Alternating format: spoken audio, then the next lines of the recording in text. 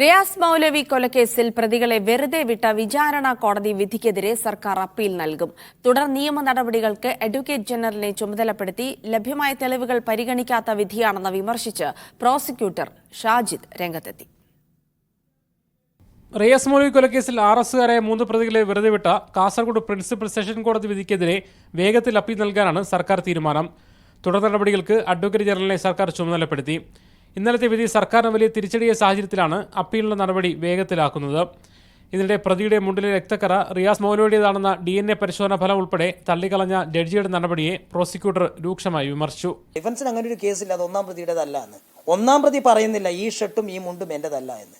എന്നാൽ കോടതി പറഞ്ഞിരിക്കുന്നത് അത് ഒന്നാം പ്രതിയുടേതാണ് ഡ്രസ്സ് എന്ന് തെളിയിക്കാൻ ഒന്നാം പ്രതിയുടെ DNA എടുക്കണമായിരുന്നു.